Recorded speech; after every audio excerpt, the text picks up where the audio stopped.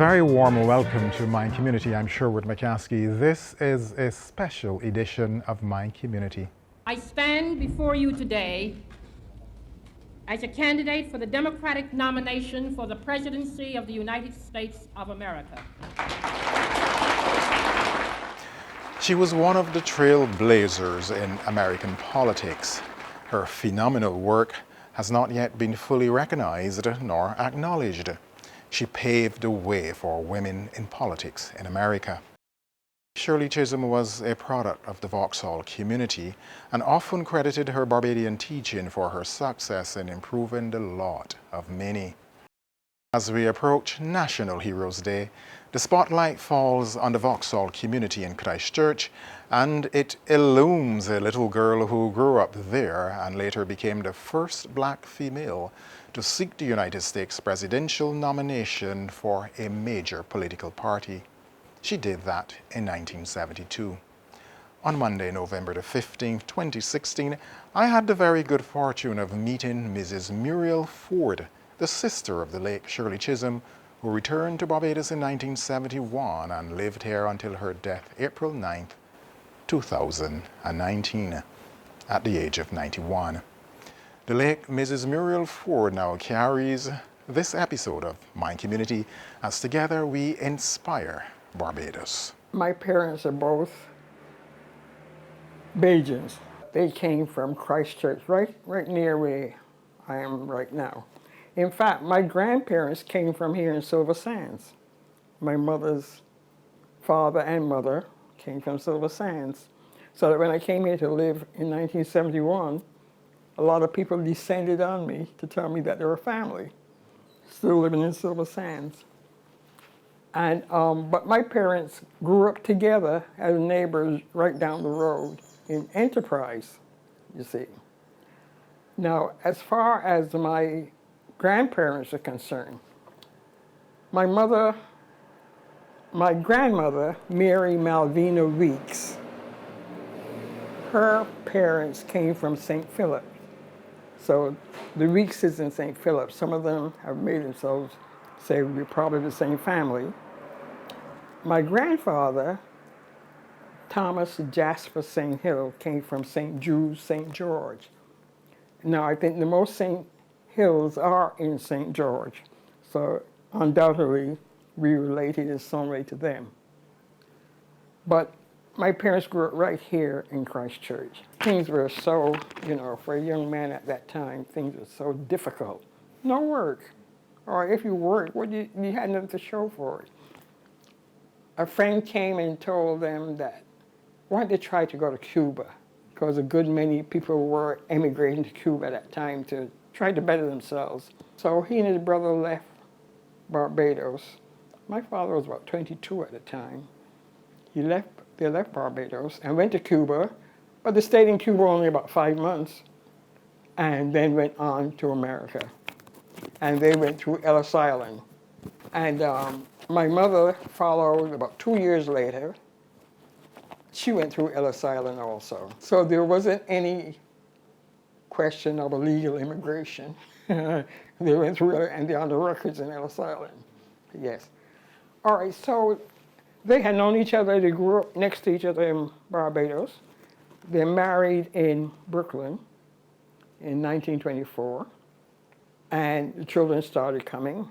When they got to the third child, which was myself,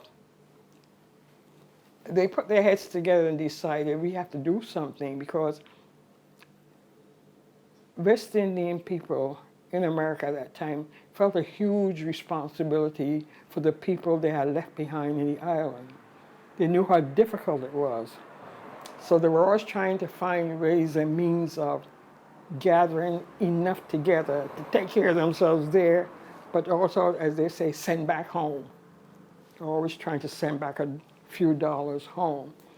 So they decided for two reasons. That was one, economic reason. And my mother said, well, if the children are not here, I can work also, because with 3 little girls, she couldn't work. Nobody to take care of them. She said, well, if the children are taken home, I can go out and work too. So between the two of us, we can probably take care of them there and take care of the family there, you know, and see what we can do here to build up. And then there was a second reason. As I told you, West Indian parents at that time believed that if their children started school in Barbados, they had a jump ahead of everybody else. And there was a good reason for that belief, because we started school at Vauxhall, the Methodist Church in Vauxhall. And when we returned to America in 1934, we were here from 1928 to 1934. I was the youngest that came of 7 children came. 4 cousins, Shirley, my second sister Odessa, and myself. We were the 3 St. Hills. We were here for 6 years.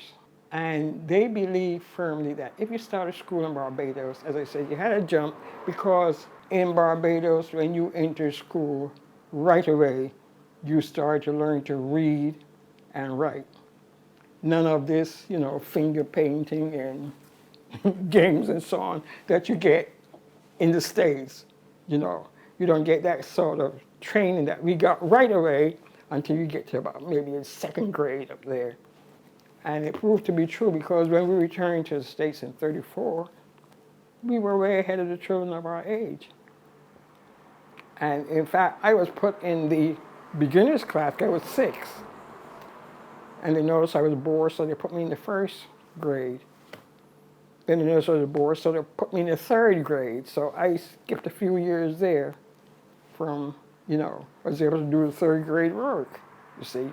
And that's because they had the basis here where you went, when you start in Barbados, you go to school to learn your ABCs, your arithmetic, and so forth. No fooling around with paper and crayons. You came to learn, and we had a strict headmistress, famous headmistress, Miss Birch. And she was the head of that school, very stern and so on. So we started at the Methodist school there. I have a picture in my head of the school room at the church, in the Methodist Church in Vauxhall, how it was set up with the boards and the slates and so on. And Miss Birch up on a little platform. And we used to, she was a spinster and very, you know, spinsterish. And she wore these high-top boots with buttons on the side. We used to wonder how she put them on and took them off. There's so many buttons to button, you know.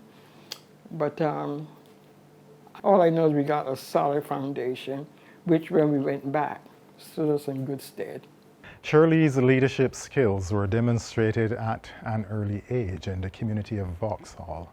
I remember this day she decided that my older cousin, behind my grandmother's back, was to take out the donkey cart and the children in the cart. We were going for a ride.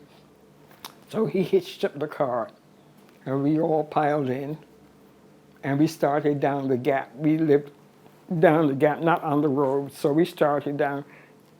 And in the track, the cart tipped over. And to this day, I still have a scar under my arm where I landed on a piece of glass. So I still have when they write on your passport identifying marks, I can mark that I've got a scar under my left arm from that. And that happened because Shirley decided we would go for a donkey cart ride that day. So she was always up to a lot of mischief and thinking of things to do. Very active child, very active. The children came to Barbados to be in the care of their grandmother, but grandmother worked away from home. Yeah, well, my grandmother was the head of the family. And my grandfather had died by then. But my grandmother was the head of the family, but she was a housekeeper here in Barbados. She was always away from home, working for the English. So the person who took care of those 7 children was an 18-year-old girl, my aunt, my mother's youngest sister. She took care of the 7 of us and her younger brother, my youngest uncle. But she was 18, but she was a strict disciplinarian. We lived in fear of her, you know. And she was a good organizer, how to organize these children in the home. And we had a strict routine. And my grandmother came home usually on Saturday nights. You see? She would come home on Saturday nights, and we would be so happy to see her because she was a famous cook. And we knew that anytime she came home, good food.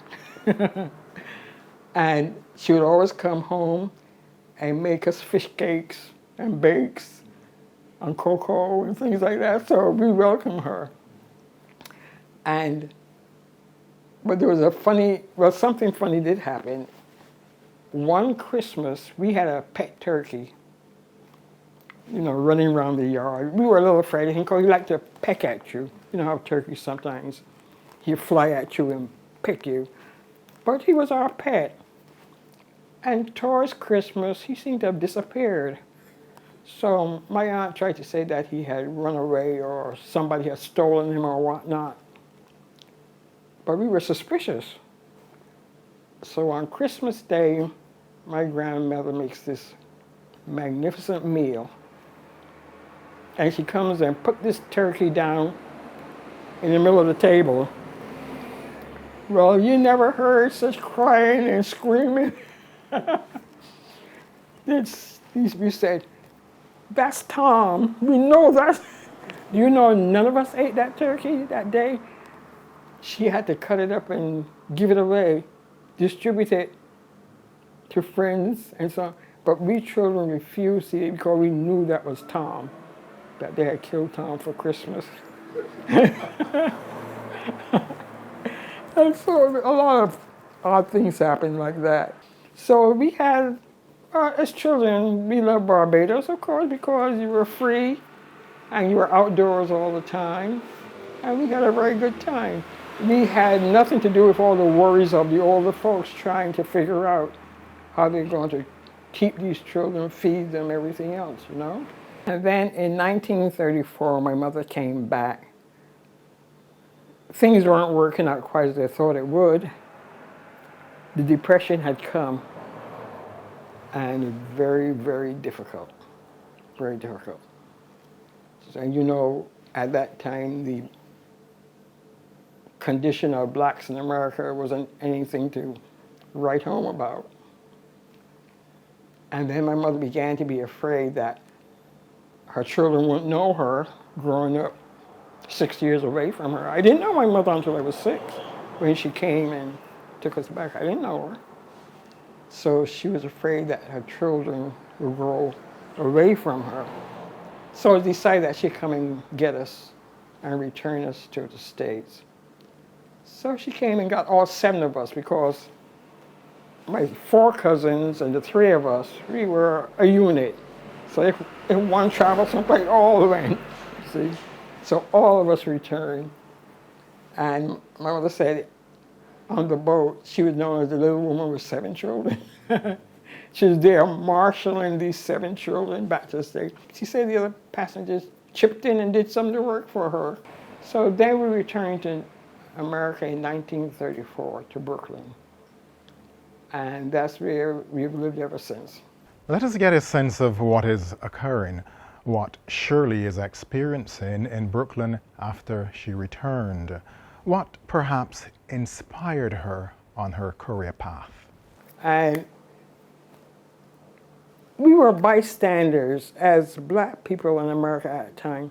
We were bystanders to the whole process, okay? There may have been a good many black people who voted in the North, but in the South you couldn't vote because they'll burn your house, they'll kill you, they'll do this and that. So forget about that in the South. But I'm not certain many black people voted even in the North because we were outside, we were spectators at American life, you know. We were people who had to wait for, how can you put it? We had to wait for the droppings from the master's table, that sort of thing.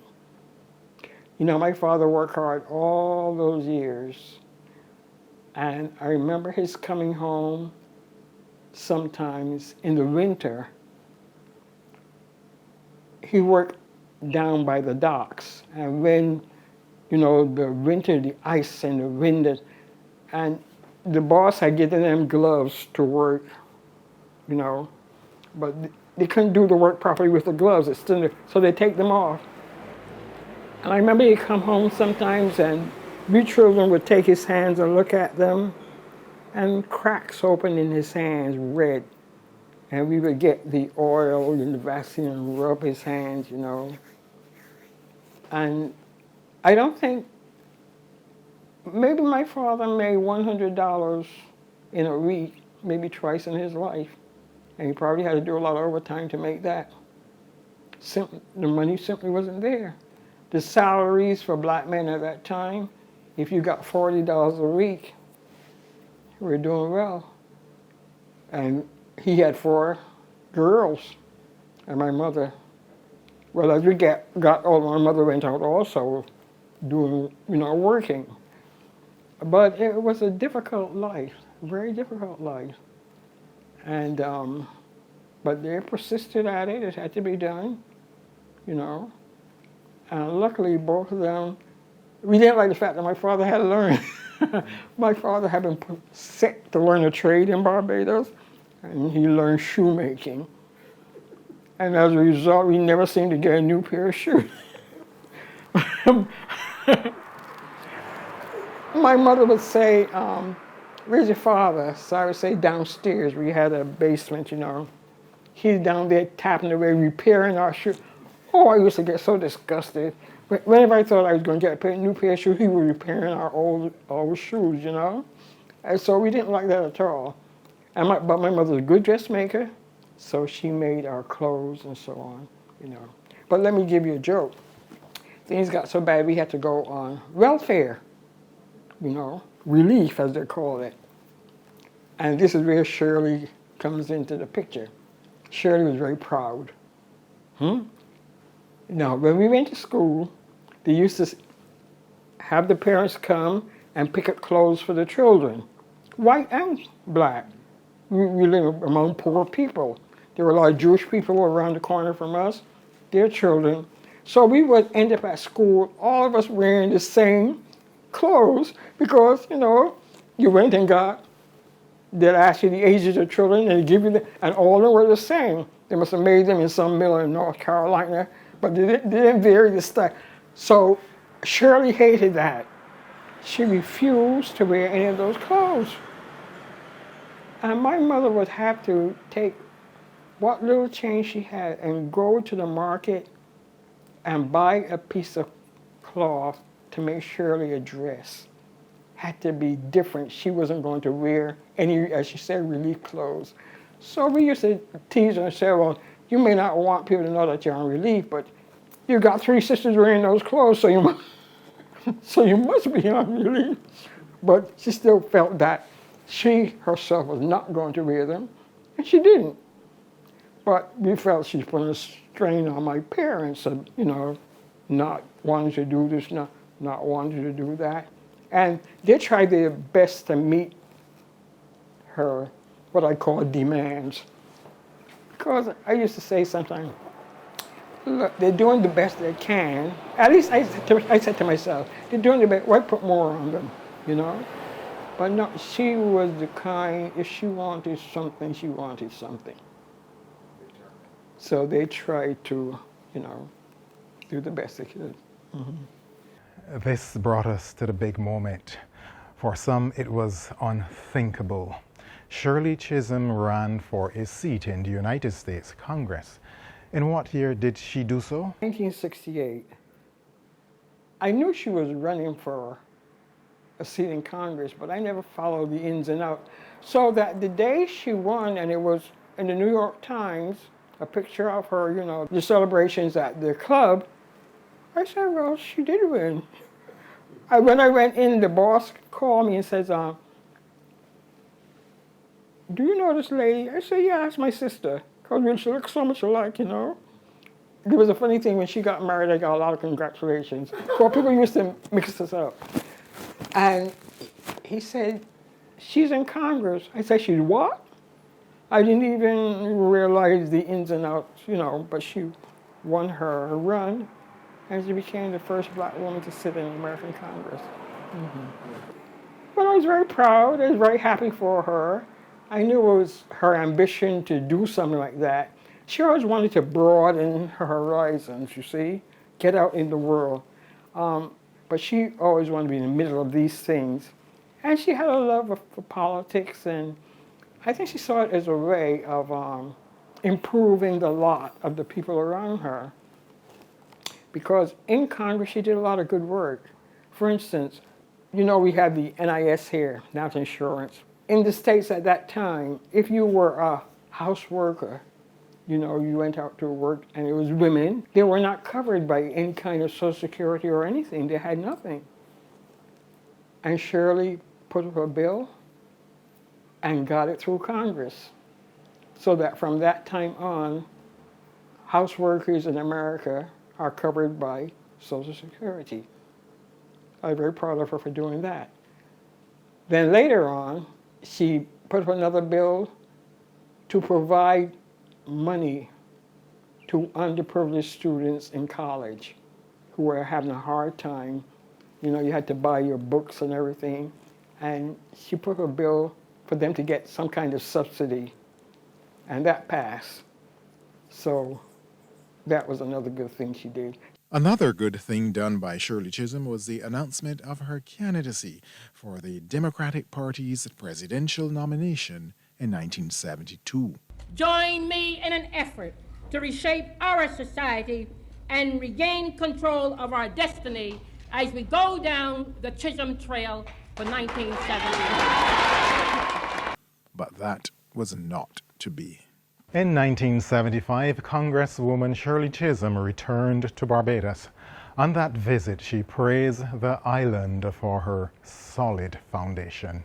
It feels wonderful to be here. It feels especially wonderful because it's been the first opportunity that I've had to return to the island after having grown up here, actually receiving the basic foundations of my own character and personality in these islands. Because I've always said in America that had I not received the basic foundations in this island in terms of discipline of body and discipline of mind, I don't know whether or not I would have emerged in America in the way that I have. It's just wonderful to be here. So she came and we went and met at the airport. But later on, we went to Government House, and the Queen's representatives were there because she was coming to the Barbados soon after. So they were there to make the arrangements, you know. So they combined a luncheon for her and them at the same time. So we had a luncheon at Government House. And as I said, her birthday is November 30th, the same day as, you know, Independence, so they gave her a little party at Colonial Farm.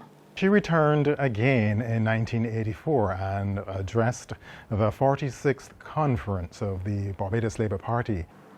They invited her to make a speech. And she spoke about conditions in America. She criticized America, you know. And this lady, she attacked Shirley, and she's saying that a good citizen does not criticize their own country outside of its borders. Well, I wrote a letter to the nation, and I didn't tell her raw, but I gave her my view on that, because she had been a refugee from Germany who had fled to England ahead of Hitler, and then eventually came to live in Barbados. And I said in the letter that perhaps if people like herself had spoken out when Hitler was on his rampage, you know, things might have turned out differently. You know, spoken outside of the country, let the world know what was going on, but they kept quiet. And Hitler decimated them. Well, I sent the letter to the nation, and I was working then at Caribbean Conference of Churches, and Ricky Singh was the editor of the our paper, and he said, "Oh, Miss Forde, I didn't know you could write." So he said that was a strong letter. I said, yes, because I feel strongly about it.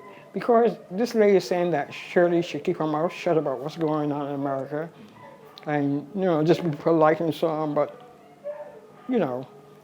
And Desmond Bourne said, he wrote later on that was the best letter that year in Barbados in the columns. I have a copy of it somewhere around here. But she always spoke her mind. That's one thing about her. She spoke her mind. And she wouldn't let anybody shut her up. She's been noted for her mouth, not being afraid to speak up. Oh yes, when you give consideration to Barbados's position in 1984, its relationship with the United States of America, Shirley was bold to deliver such a speech at the Barbados Labour Party's conference. The people of West Indian background, and they're all over the United States. They're in Boston, in Hartford, New York, tremendous numbers of West Indians. But they're beginning to fade into the background as these other groups come to the fore. Why?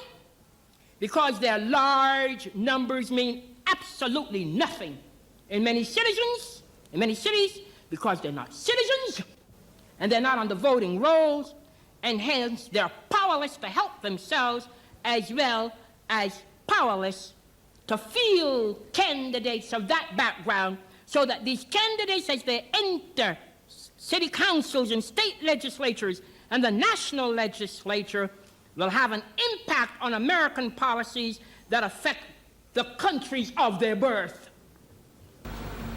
Ms. Chisholm wrapped the American foreign aid policy, calling it a tragedy. She claimed that the program had become too tied up with guns rather than butter. She said the U.S. could not afford to cut all foreign aid and suggested a new approach. We must create among the poor everywhere new confidence in our real desire to help them rather than to hinder. Their contemporary, not years ago, not the good old times, their contemporary demand for social justice. We have to work to reduce hunger, disease, and ignorance, and poverty, with the ultimate goal of higher living standards. And in so doing, then we will prove that the United States is in step with one of the greatest humanistic movements of history, and that it truly believes in the need to turn our swords into plowshares.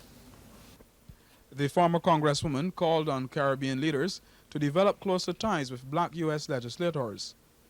Touching on the recent Grenada crisis, Ms. Chisholm said most black Americans questioned the intervention as they viewed it in the light of their situation at home. She said there was a lack of education between the two groups to destroy any misinterpretations and budding hostilities. The context in which many blacks, including black politicians in America, read the Grenadian invasion, that context, my friends, and listen carefully, was based to a large degree on the knowledge of our government's treatment and modus operandi towards us in the United States and abroad. So therefore it appeared to be from those persons in the Caribbean supporting the United States in the incursion, it appeared to be a support of our methods of speaking softly and carrying the big stick. After Ms. Chisholm's address, Prime Minister Tom Adams expressed thanks and presented her with a token of the party's appreciation. How is Shirley celebrated in Brooklyn? Her name is on the post office next to the junior high school we went to. The post office is the Shirley Chisholm post office now. Her name is on the tallest building in Brooklyn. Used to be a bank. Her name is on that now, and her picture is at Borough Hall. the administrative center of Brooklyn. The picture is there. So she has been dotted around the place, you know. But in Barbados, I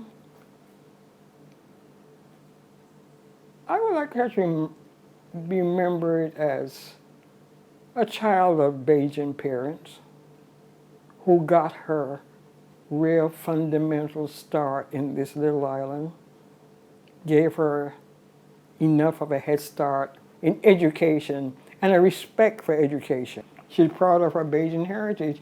If anybody spoke to her about it in America, she'll tell them where she got the foundation. She always gave Barbados credit for giving her that solid foundation. Speaking about education, a decision has been taken by the authorities to dignify the primary school in Vauxhall with her name. Well, there you have it, Shirley Chisholm's connection to Barbados, as told by her late sister, Muriel Forde.